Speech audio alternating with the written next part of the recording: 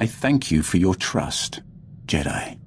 I might not have given mine so freely were our positions reversed. The light is always waiting. I'm not here for your Jedi sermons. As I told your council, the Emperor's plan is not to rule the galaxy, but to consume it. I've devoted centuries to stopping him. For a time, I worked with the greatest of your Jedi heroes, Revan and the Jedi Exile. But they did not have the strength to complete their task. That's quite a claim. You will find no proof. I hid my association with them well. Nonetheless, I was their ally in the shadows, helping them oppose my Lord Emperor. Until my vision. Jedi, shining with the Force, lined up to destroy him. All were swept aside. Revan and the Exile were cast at my feet. Then, out of the shadows, one Jedi emerged to cut the Emperor down. That Jedi wore your face. I hadn't even been born yet. I waited 300 years for your birth. When I saw your face on Quesh, in the vision, I bowed to you and took a crown from the Emperor's head. It ended when you held his power in your hands. Your people speaking of the Empire sound like a distorted echo.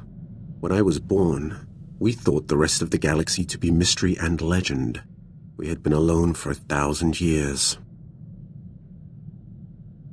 What was it like? I can't even imagine.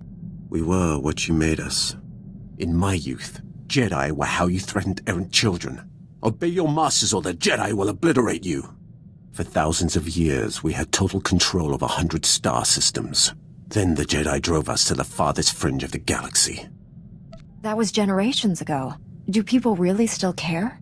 Did your people still care to fear us when we re-emerged? This is hardly worth debating. I gain nothing from understanding how your Republic's fools view the galaxy.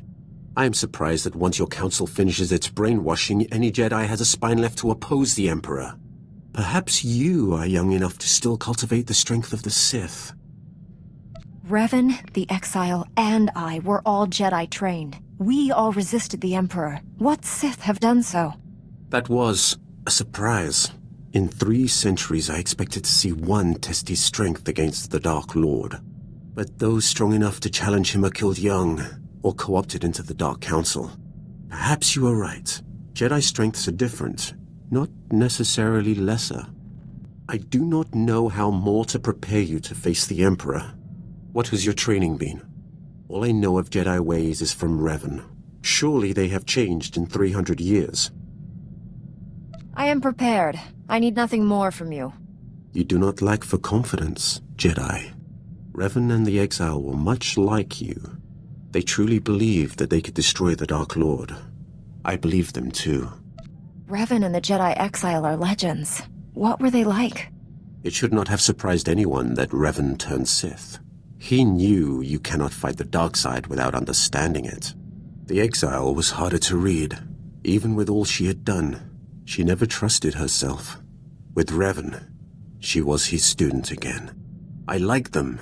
I would have served them, but my vision told me they would fail. I cut down the Exile and brought Revan to the Emperor as a gift. Is that what you're planning to do to me? If you are not the one who will stop the Emperor's madness, then I will await the one who will. The only way to live long enough to find the Jedi who would kill the Emperor, to find you, was to convince him to trust me. He took my offering and gave me a place at his side. He gave me immortality. It was a gift, but not without its price. It has been enlightening to spend so much time among you and your Jedi. For 300 years I have spoken to no one but Sith, and they do not change. They are the same on Korriban now as in my childhood. The same tricks, the same fights, the same groveling and mind control. Was that almost a compliment? I am only surprised that I have learned the most of the Force from a Jedi. Revan taught me to be effective when I became the Emperor's wrath.